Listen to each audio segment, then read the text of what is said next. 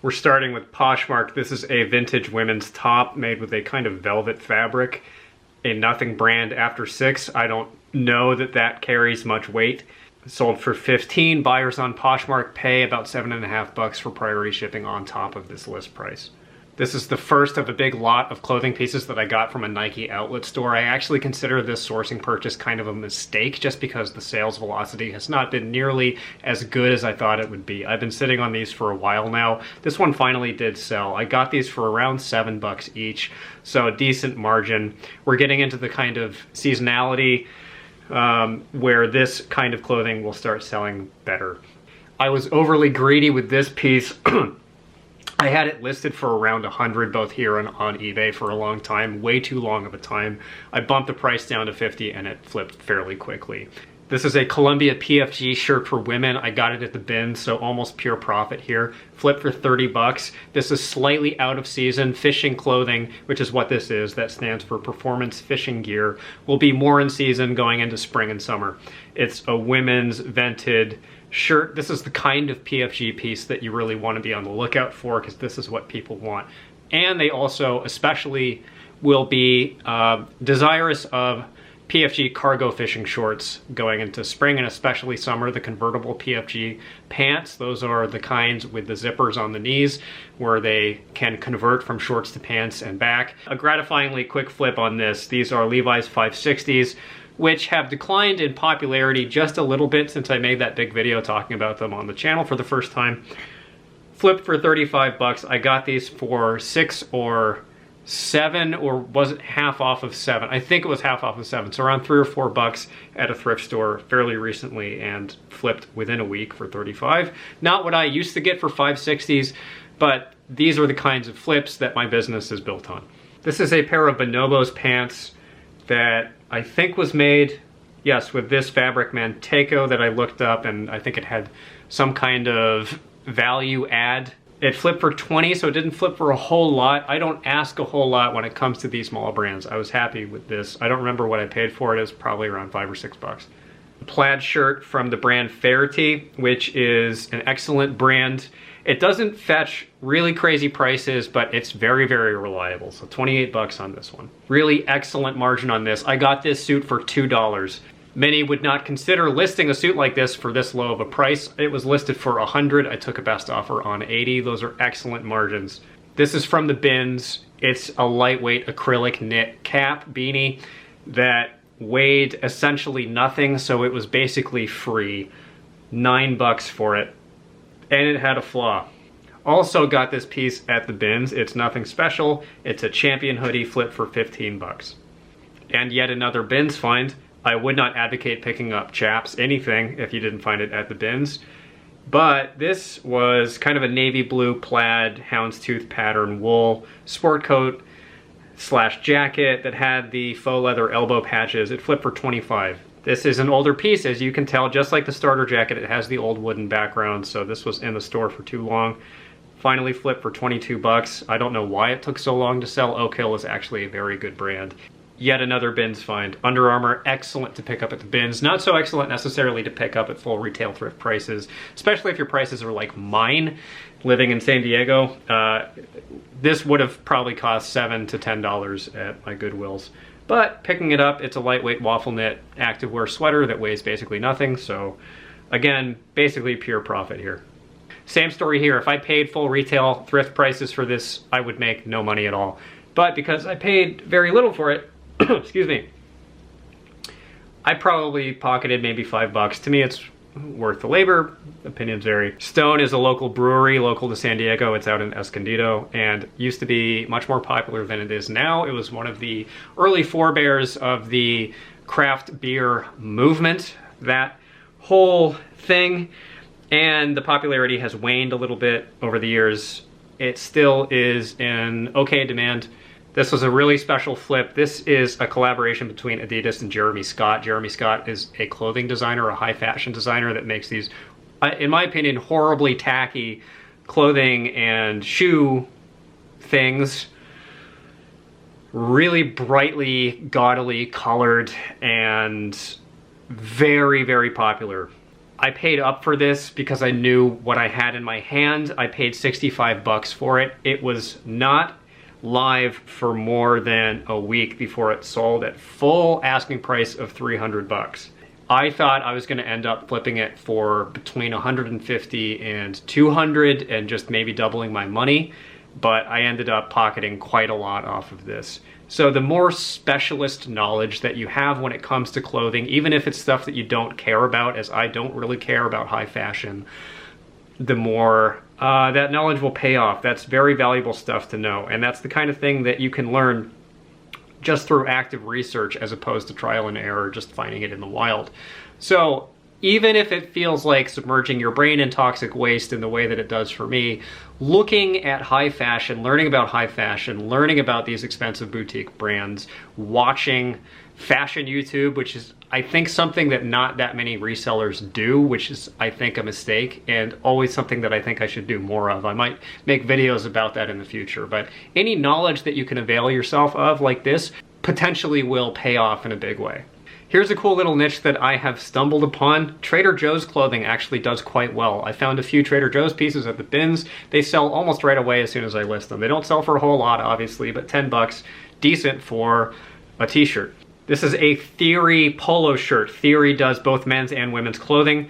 Theory almost is a mall brand to me, but it's on the really high end of mall brandery. You can find Theory pieces that are worth a significant amount of money. This polo sold for 17, which is a lot for a polo shirt, and it had pilling on it.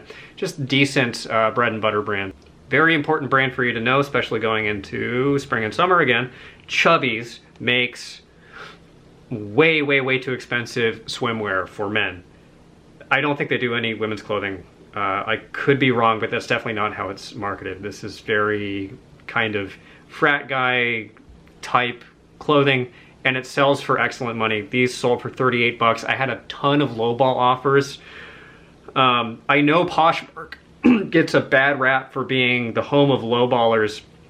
eBay has been far worse for me. So if you're one of these people that has a disposition against Poshmark, because you think you will be aggressively lowballed, it's nowhere near as bad as eBay, at least subjectively for me. And also I understand that Poshmark has undergone some pretty significant changes in terms of the search algorithm.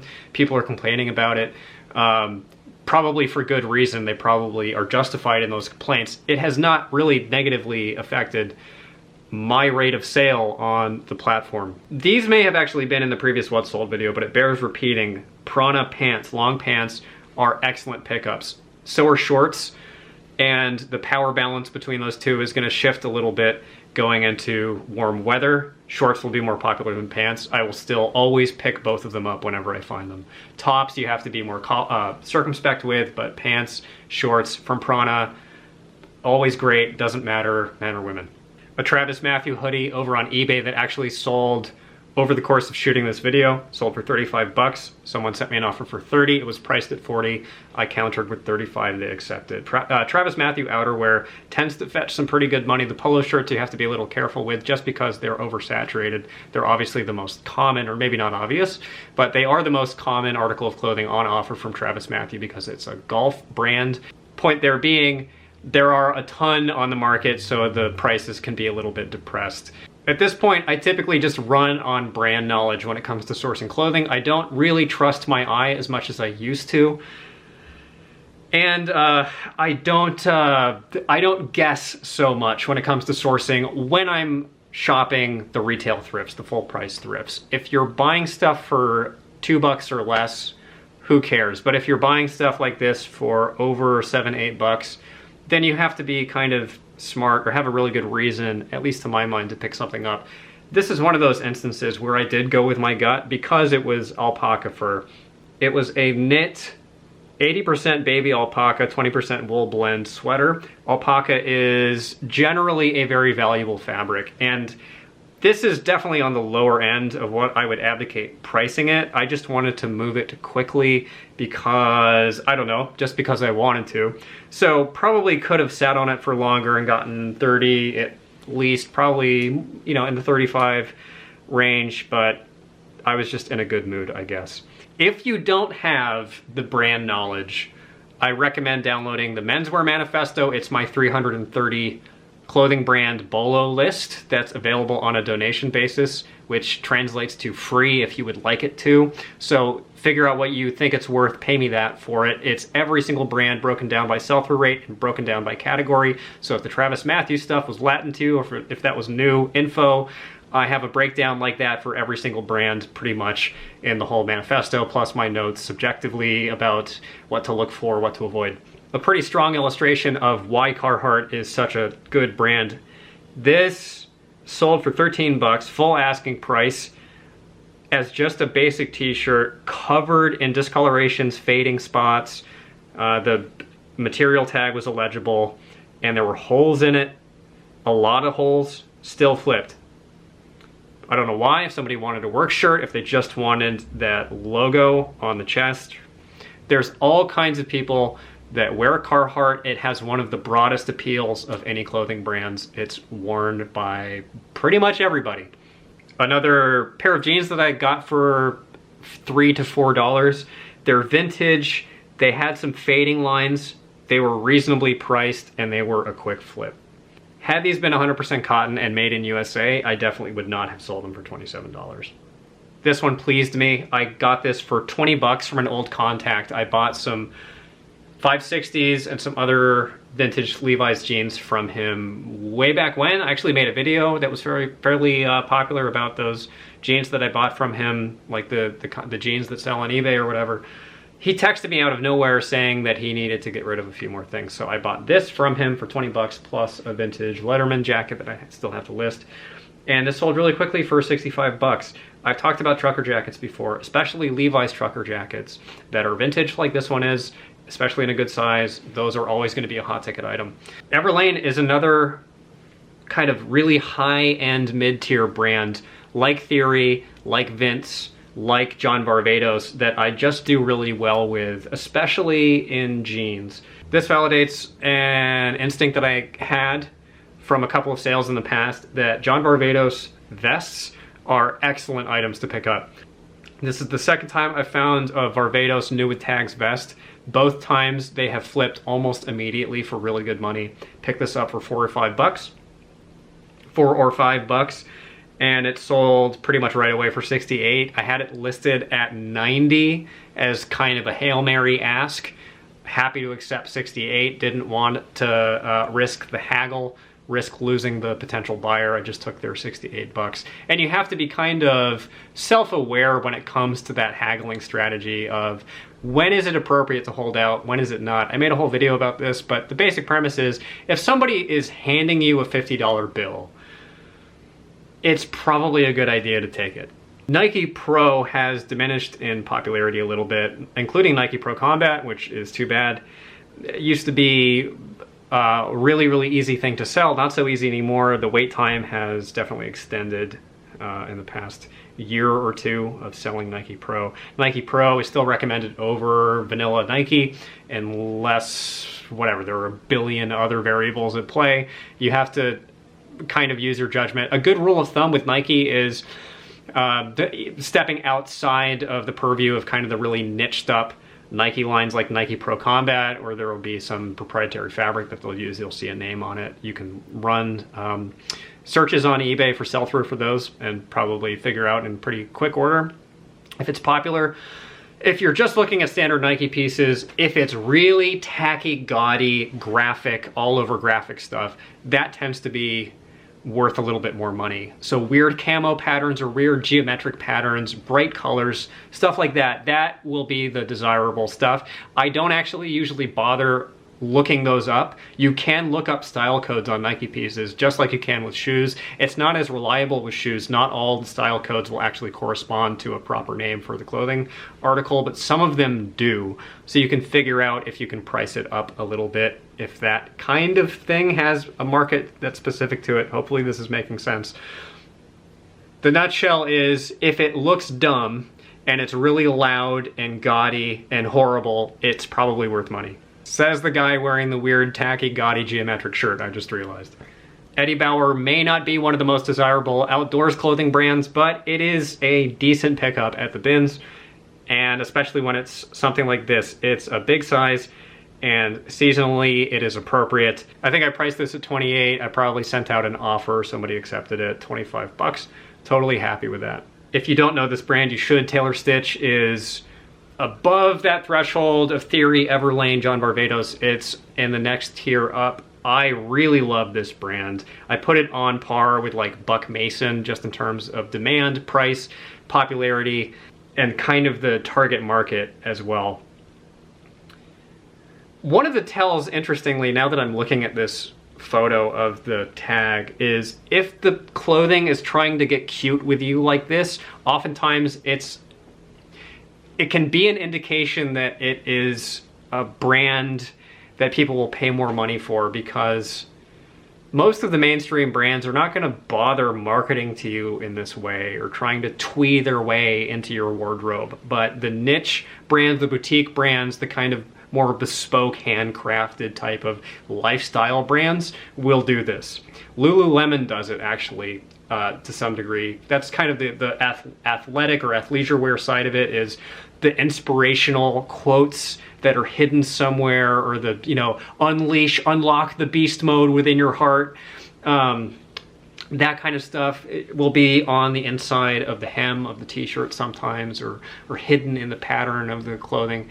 If the clothing is being cute, it might be worth money, and Taylor Stitch is all worth money. It's one of the best brands that you can pick up, and this is just a basic white t-shirt. I got really lucky in that it didn't have stains on it, which most white clothing will. I typically just avoid white clothing. I'll still look at it though, because sometimes you find stuff like this. 35 bucks for a t-shirt used. That is an indication of just how healthy this brand is. These were boys jeans. I went on a whole big spiel about how they were women's jeans, misracked in the boys section. They were just boys jeans. Still very, very desirable. These flip for 29 bucks. I don't know how much I paid for these. If they clocked it at the register as a youth pair of jeans, I would have paid less, so potentially like $2 or $3. Even if it was $3 or $4, you know, still a pretty good profit margin, and these flipped right away. Ariat jeans are excellent sellers. Pick them up anytime that you find them. Turnbull and Asser is an English menswear brand that is really pricey, and you find a lot of vintage stuff. Probably not a lot of vintage stuff because it's pretty rare, but a big proportion of it will be vintage, like this was.